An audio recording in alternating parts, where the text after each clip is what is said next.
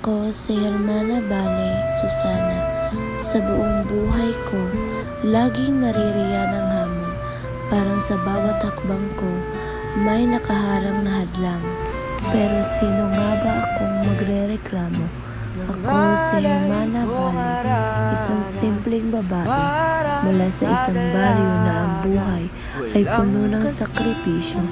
Ngunit hindi ko ipagpapalit ang mga paghihirap ko kasi sa kabila ng lahat ng ito, may natutunan akong mahalaga na sa bawat pagsubok, may natutunan akong bago. Minsan, naisip ko, bakit ako? Bakit ako ang laging pinapaluhod ng buhay? Pero kapag nakikita ko ang mga mata ng mga kabataan sa paligid ko, yung mga naglalakad sa mga kalsadang puno ng pag-aalipusta at pangarap na parang ang mundo ay laban sa kanila, doon ko naisip na ang hirap ng aking naranasan, hindi ito para sa akin lang. Ito'y para sa kanilang lahat. Ngayon, habang tinitignan ko ang tanawin, hindi ko maiwasang balikan ang mga pangyayaring tumakda sa buhay ko. Hindi ko rin akalain na darating ang mga ganitong panahon. Isang simpleng babae, nangarap lang. Ngunit ang mga pangarap ko nagsimula sa paghihirap.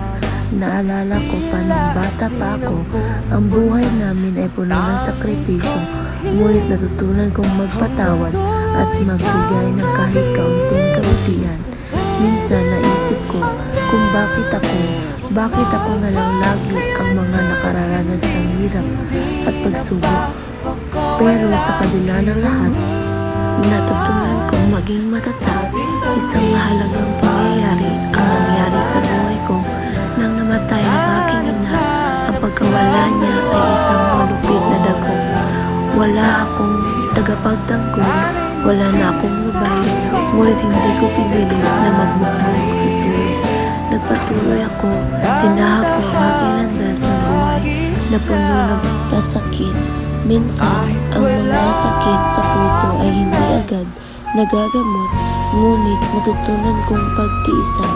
Kung ako'y magbabalik tanaw sa lahat ng pagdurusa at paghihirap na pinagdaanan ko, natutunan ko ang isang mahalagang aral. Hindi lahat ng tao ay may pantay na pagkakataon. Hindi lahat ng tao ay may kakayahan.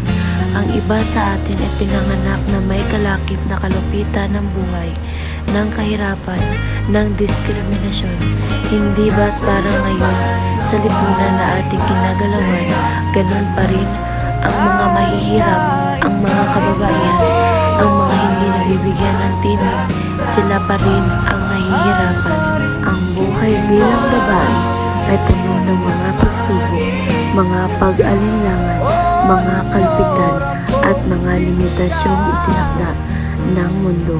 Ngunit nais kong iparating sa inyo na hindi nyo kailangan man mag-isa sa inyong laban. Tayong mga kababaihan ay may isang tatanging lakas na nagmula sa ating pagkakaisa, sa ating pagmamahal sa isa't isa, at sa ating walang kapantay na tapang. Ako si Hermana Bale.